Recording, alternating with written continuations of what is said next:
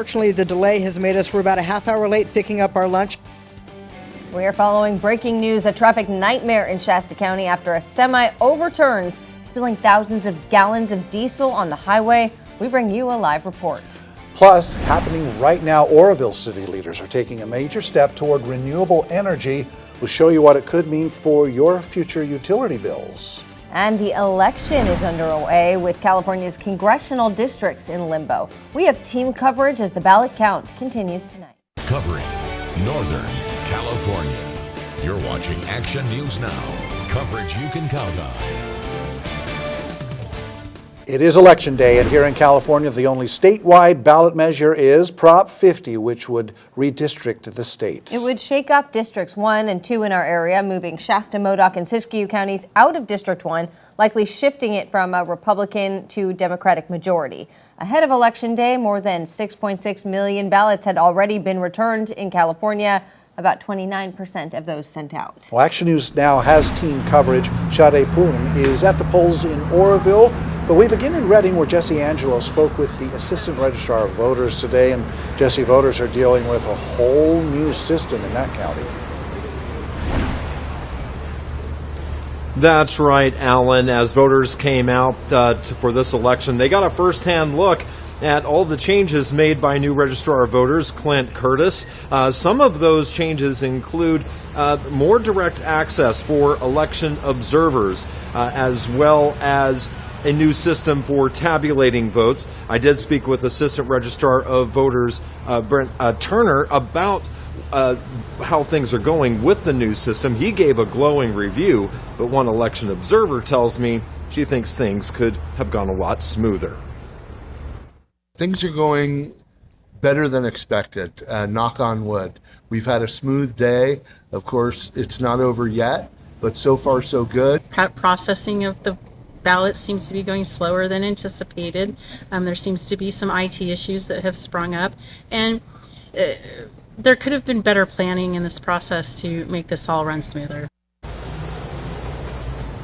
Now, Curtis has also promised that the new system would make elections more transparent and efficient, even going so far as to saying that they wanted to have same-day election results. Turner says, well, he would rather under-promise and over-deliver on election results, but hopes to have them all in yet tonight.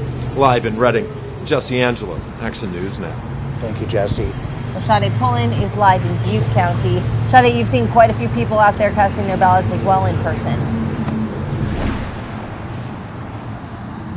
Yes, that's right, Haley. Plenty of people in Butte County have come to the county elections office here in Oroville to either vote in person or drop their ballot off in the mail. And plenty of people tell me that the rainy weather did not stop them.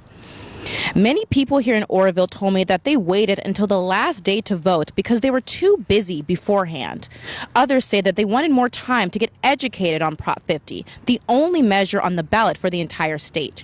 Many people told me that the rain did not stop them because they wanted their voices to be heard. About half the voters I spoke to told me that they are in support of Prop 50, while the other half said they were not, all for various reasons. I was just talking to my son, and a friend of mine called, he's like, what you doing right now? I said, man, I'm finna go vote. You know what I mean? And this is our obligation. You can't complain about something if you ain't gonna vote on it. You know what I mean? So it's like for anybody that think that your vote don't count, they do. You know what I mean? Look, you say you done your part. You know what I mean? Or just sit on the couch, you know, if that's what you want to do. But at the same time, don't have nothing to say about it if you don't, if you're not getting out or participating. You know, I think that actually this election we've seen a lot of people voting early, much more than waiting till the last minute. But I think that because it's a special election, people it slips their minds, so they want to make sure they get their vote in before 8 p.m. tonight. Butte County Clerk Recorder Kenan Denley says that he wants to emphasize that if you still have your ballot, you need to bring it to the county elections office or a voting site or leave it at an official ballot drop box. He says it's too late at this hour to just stick it in a regular mailbox. He says it will not be counted in time. Now, official drop box and voting in person goes until 8 p.m. tonight. We have had a couple cars line up to drop their ballots off in this box, so it's not too late. There is a few hours left. Reporting live in Butte County, Sade Pullen, Action News Now. Thank you, Sade. The polls close at 8, and we'll have some early results coming in tonight at 11. New at 6, the NTSB's released its preliminary report on the Reach medical helicopter crash in Sacramento that killed a Shasta County flight nurse, among other people hurt. The flight paramedic on board told investigators that the helicopter lost power shortly after takeoff on that October 6th day that it happened before crashing on Highway 50. The report also said the helicopter fell for 11 seconds before hitting the ground, and that part of the main rotor blade was embedded in the roof of a home's garage. The pilot and flight paramedic survived with serious injuries, but nurse Susie Smith died 4 days later. Services for Smith are planned for November 14th at Redding's Civic Auditorium. An early morning motorcycle chase beginning in Chico ended with an arrest. Dubuque County deputies spotted the speeding motorcycle on Cusick Avenue about 2 a.m. yesterday.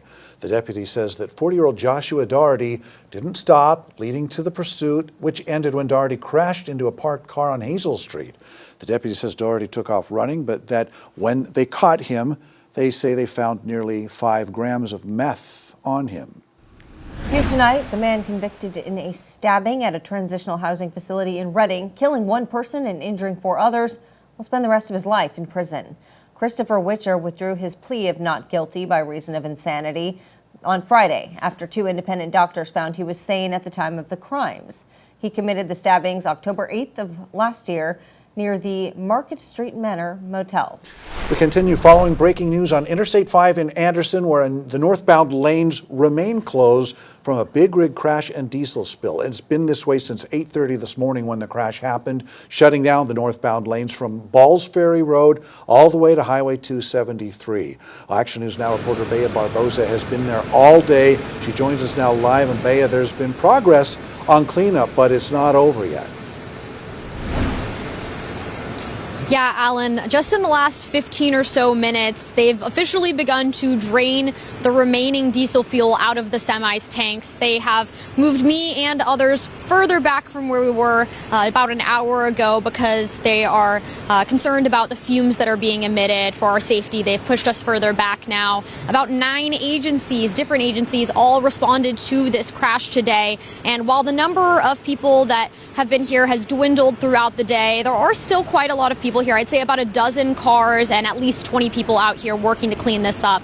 Now, I spoke with a CHP officer about the risks that this particular crash posed. He says because the semi is holding diesel, there was a bigger response, and it's also why this has become an all-day incident. There's always a chance. The gasoline, it's not the liquid that's really flammable, it's the fumes. So as you can see, we're standing right here kind of on the outskirts of it. You can still smell it, so that's why we're saying, luckily for the wet, the wet conditions keeps that probability much lower. Unfortunately, the wetness is probably what caused the crash. So it kind of good and bad at the same time. Luckily we got the rain to keep the fire part of it away, the explosion part. Like we say, a full tanker is a safe tanker, an empty tanker is a dangerous tanker. So it's the fumes that are dangerous. That's what ignites, and that's what causes the explosion. So we always have that chance. Crews are currently draining that diesel fuel out of the tanks, and then we'll be able to flip the semi over and start clearing the road. It looks like the traffic disruptions will continue as this process continues to unfold. We do not know at this time how long this will take, but again, it will be impacting people, I'd say, for at least the next hour or so as they continue to clean up. Reporting live in Shasta County, Bea Barbosa, Action News Now. Okay, thanks, Bea. And the CHP says no one was seriously injured in this crash. You can find the story on our homepage for a link to the latest updates on that closure on I-5. Hey, look at this. This is the Sundial Bridge in Redding right now. This is a live look.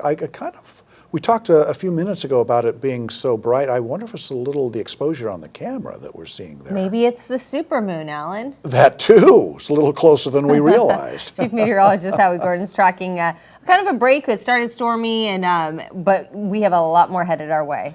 Yeah, those first storms you're referring to, Haley, they pushed away, and now our next round, our next band, they are headed our way once again from out of the northwest.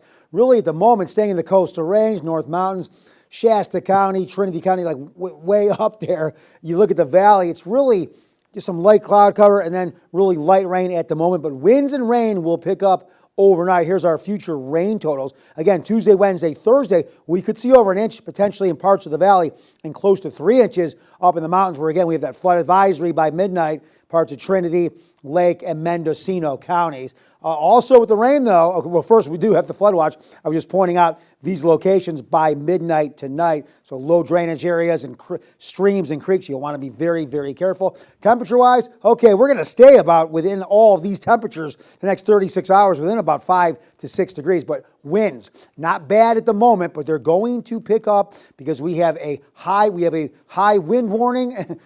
First, high wind warning in Modoc. We'll start here. I know Modoc's on the other side, but here's where the flyer is. We can see winds gusting to over 50 miles per hour. Then a wind advisory for the valley and the northeast foothills. Winds on the strong side as well. We'll talk about all this again coming up in a few minutes. Haley and Alan. Thanks, Howie. Well, the first major storm of the season, as Howie mentioned, is drawing near, and our Action News Now reporter Jerry O'Lennon took a look at how Chico is getting ready.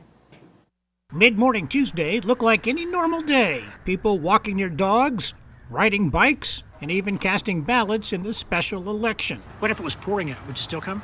Yeah. By noon, it was the calm before the storm, but the calm won't last. The incoming system could bring down trees and power lines, knocking out electricity across the region. This is the most significant storm of the season that we're going to be seeing. PG&E crews spent the day inspecting trees and lines, part of preparations for what's being called a Category 3 out of 5 storm.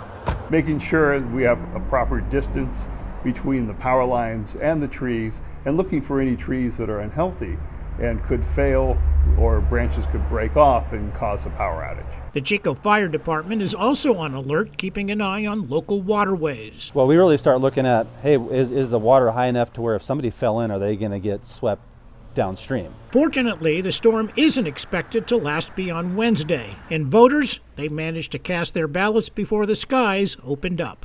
In Chico, Jerry O'Lennon, Action News Now. PG&E does provide some information about how to report outages. If you need any of that, just go to our website, click on the news tab, then news links. Sacramento Kings are adding a big man to their roster. We'll tell you who it is. But first, a big energy decision in Oroville. Tonight, the City Council will consider forming a new public utility and what it means for you. Next.